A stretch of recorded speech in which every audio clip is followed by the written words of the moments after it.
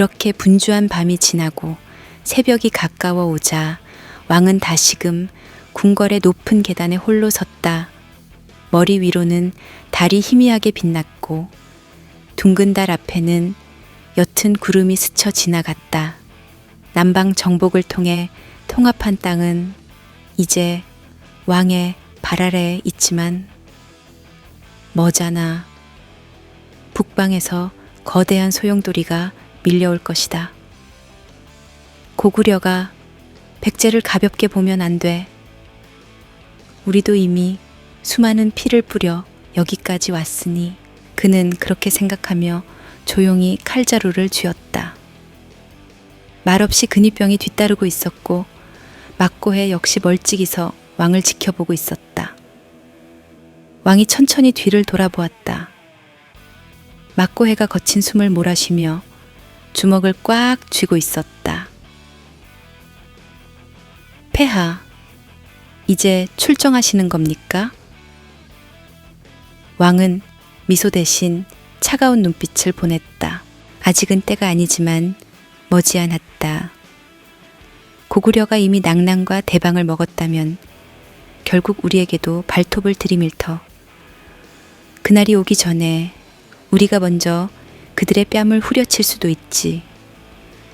막고에는 깍지를 낀 손을 더욱 세게 죄었다. 왕의 결단이 군사들에게 전해지면 북방 출정은 순식간에 현실이 될 것이었다. 폐하의 뜻대로 하겠습니다. 그는 단숨에 대답했다. 이미 그의 마음에는 지난 전투에서의 승리처럼 이번에도 반드시 해내겠다는 결기가 어려 있었다. 결국 이 모든 준비와 결심은 고구려가 언젠가 그 칼끝을 백제에 겨눌 때 맞받아치기 위해서였다.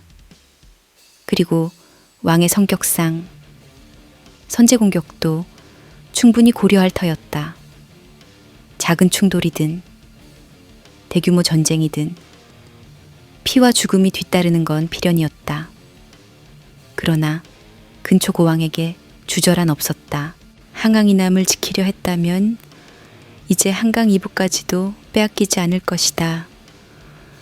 우리 백제를 우습게 아는 자가 있다면 피로써 답하겠다. 왕은 그 생각을 끝으로 동이 트기 시작하는 하늘을 응시했다.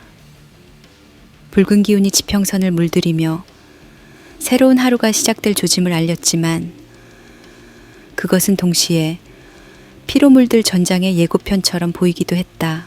그 순간 백성들은 아직 평온 속에 잠겨 있었다. 그러나 곧 닥쳐올 북방의 파도, 고구려라는 강적의 살기가 가까워질수록 그들이 맞닥뜨릴 진짜 전쟁은 남방 정복보다 훨씬 거친 환란이 되리라. 근초 고왕은 그 사실을 잘 알았다. 그래서 더 이상 물러서지 않을 작정이었다. 백제의 깃발을 무너뜨리고 싶다면 그 대가는 철저히 치러야 한다. 그가 마지막으로 내뱉은 말은 아직 아침 안개가 채 걷히지 않은 궁궐 계단을 타고 메아리처럼 울렸다. 그리고 그 메아리는 곧 북방의 하늘까지 뻗어나가 머지않아 들이닥칠 거대한 충돌을 예고하고 있었다. 그렇게 근초 고왕은 다시 칼을 들 준비를 마쳤다. 남방을 제패한 피는 마르지도 않았건만 이미 그의 가슴 속에는 또 다른 전쟁의 열기와 결연함이 불을 지폈다. 고구려의 기세가 아무리 등등하다고 해도 백제의 왕은 결코 뒤로 물러서는 법이 없었다.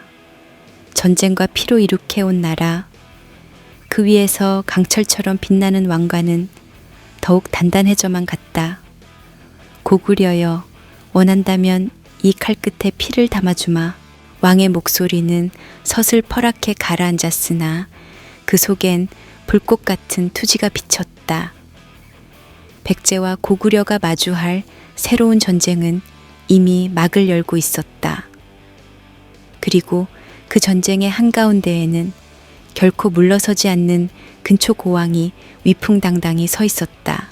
근초 고왕이 무겁게 자리에서 일어섰다. 짙은 새벽 공기가 방 안에 가라앉았으나 그가 내딛는 발걸음은 그 무거운 정적을 산산이 부수는 듯했다. 왕좌에서 조금씩 멀어질수록 그의 눈빛은 더욱 날이 서 있었다. 목락은지.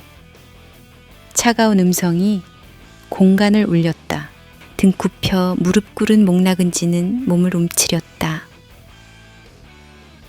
왕이 다가오는 기척은 산에서 내려오는 매서운 바람처럼 살을 에이는 긴장감을 주었다. 왕이 먼저 말을 꺼냈다. 목소리는 낮지만 울림은 무겁고도 날카로웠다. 고구려가 이미 북방을 삼키고 있어. 낭랑과 대방, 현도마저도 빼앗기고 말았다. 저들이 우리 국경을 넘보는 건 시간 문제지. 고구려와 맞서 싸우려면 남쪽 배후부터 안전해야 한다. 창밖에는 눈부신 햇살에 초록 들판이 흔들리고 있었지만 왕의 시선은 남쪽에 닿아 있었다. 가야 백제를 위해 반드시 화친이 필요한 대상이었다. 그들이 남해의 무역로와 독립적인 교류권을 지니고 있는 한 고구려가 남과 북에서 백제를 압박하는 것을 막으려면 가야와의 협력이 절실했다.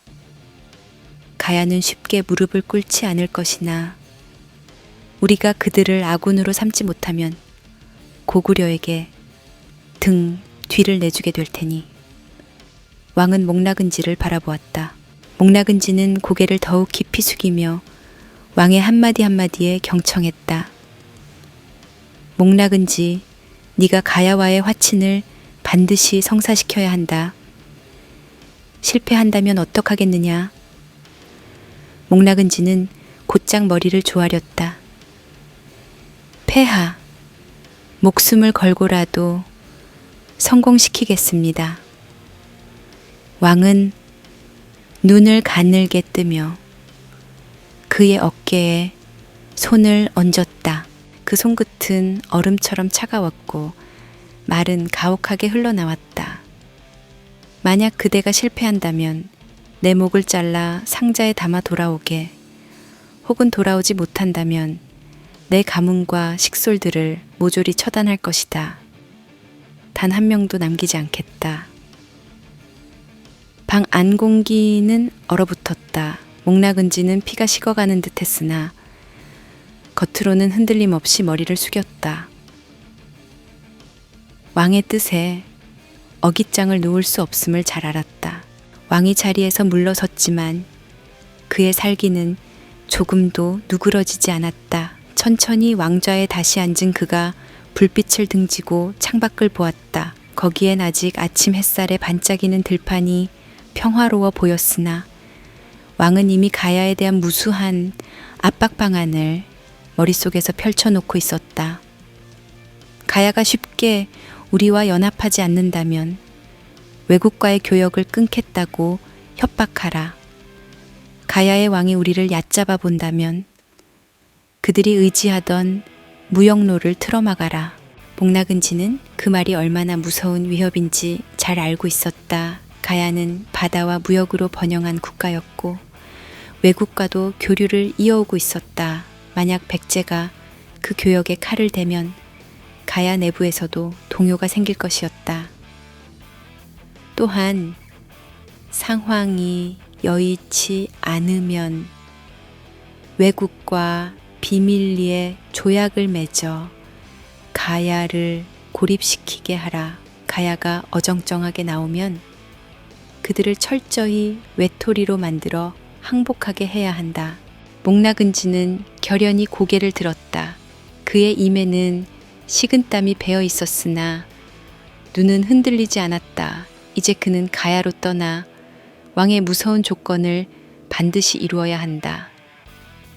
전하, 제 목숨과 가문을 다 걸고 이 일을 완수하겠습니다. 백제의 이익을 위해 실패란 있을 수 없습니다. 왕은 짧은 미소를 보였으나 그 미소는 싸늘했다. 떠나라. 너의 성공이 곧 백제의 미래다. 그리고 너의 이름 또한 역사에 남을 것이다. 목락은지는 뒤돌아 걸어 나갔다. 방에서 멀어지는 순간 왕의 기세가 조금씩 옅어지는 듯 했지만 그가 감당해야 할 무게가 가슴을 짓눌렀다.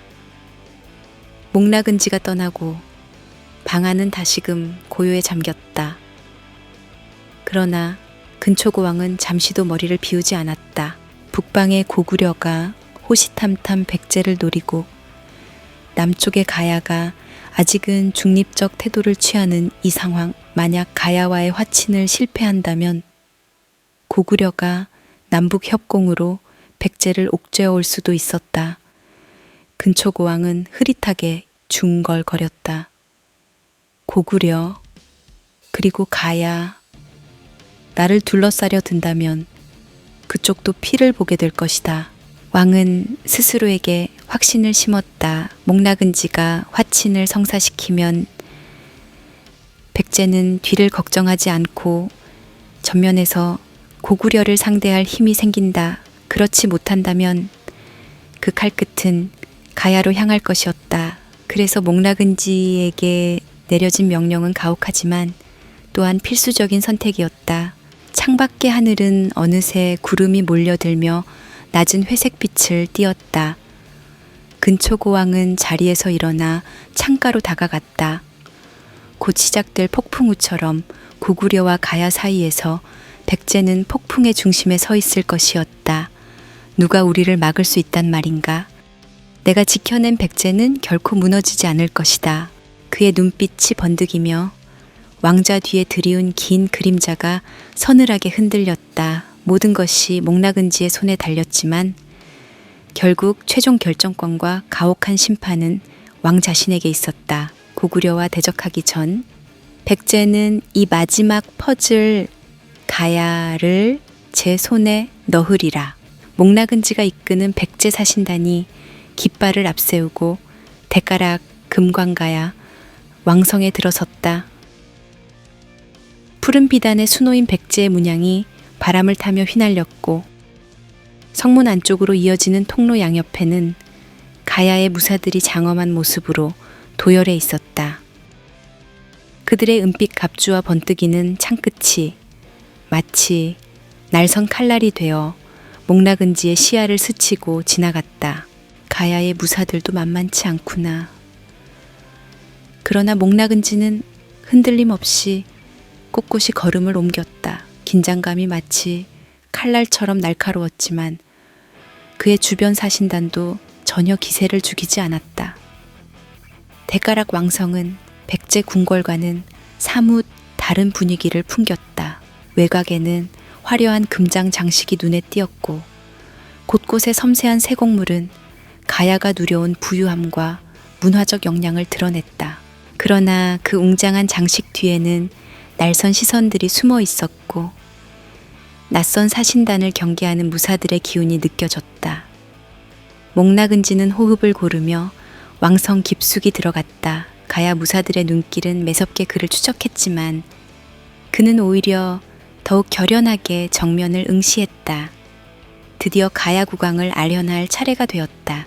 궁정 한가운데 우뚝 선 왕좌에는 왕이 한쪽 다리를 꼬고 여유롭게 앉아 있었다. 그의 표정은 부드러워 보였으나 눈동자는 예리함이 깃들어 있었다. 왕 옆으로는 가야의 신하들이 자리 잡고 있었고 이들도 목락은지의 말을 기다리고 있었다.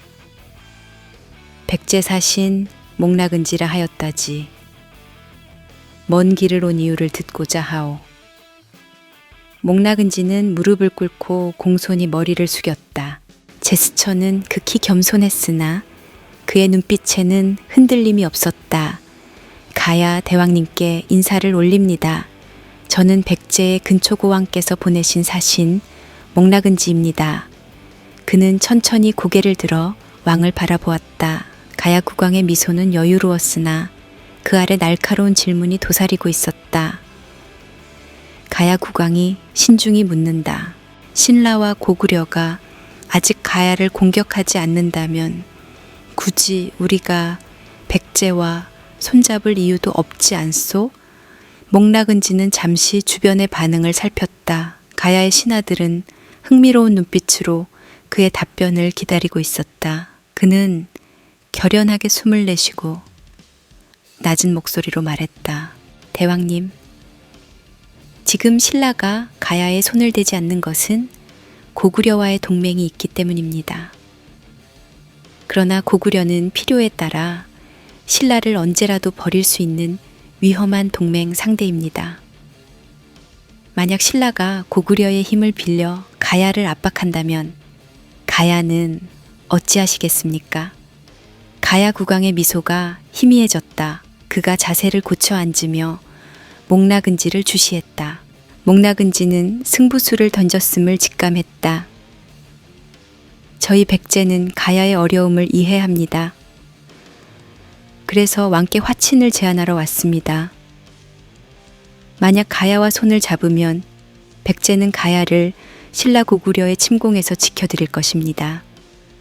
군사를 파견해 가야 영토를 수호하고 남은 건전한 무역로를 살려서 가야가 번영하도록 함께 돕겠습니다.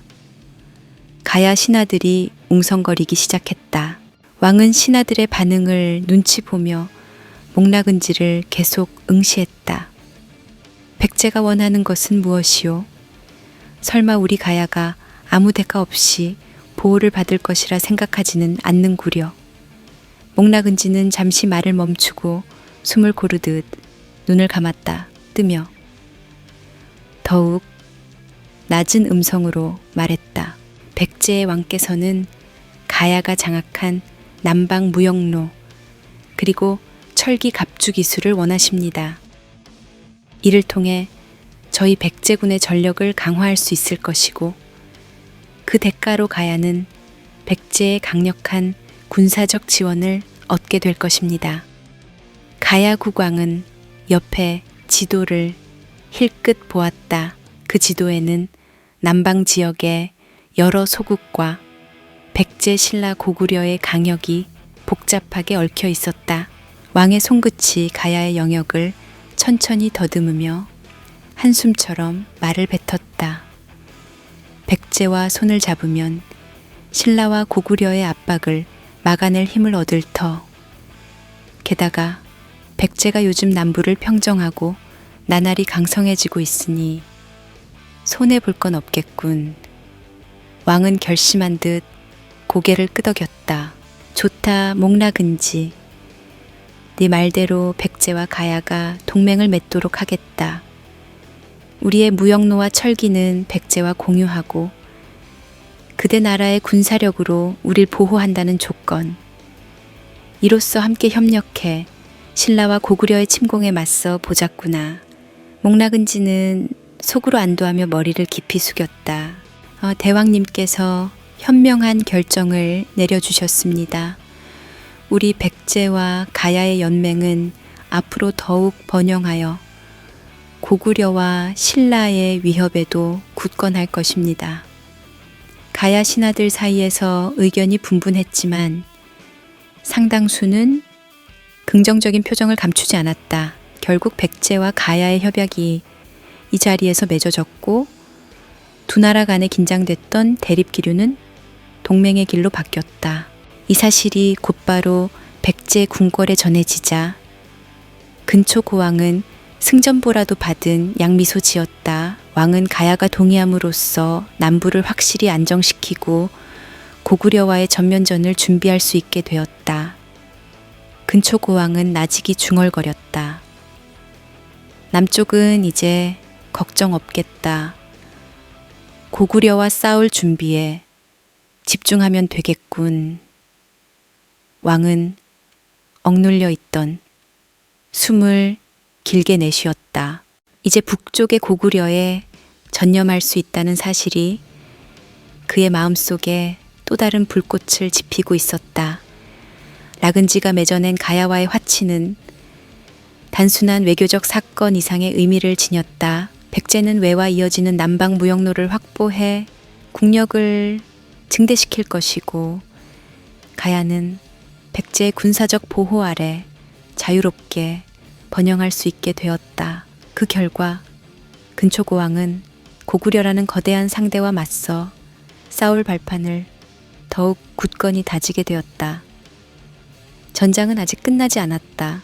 그러나 이 순간만큼은 백제와 가야가 서로의 손을 맞잡고 있었다. 곧 찾아올 고구려와의 대격돌 앞에서 두 나라의 동맹은 전쟁의 지형을 바꿀 만한 힘을 가질 것이다.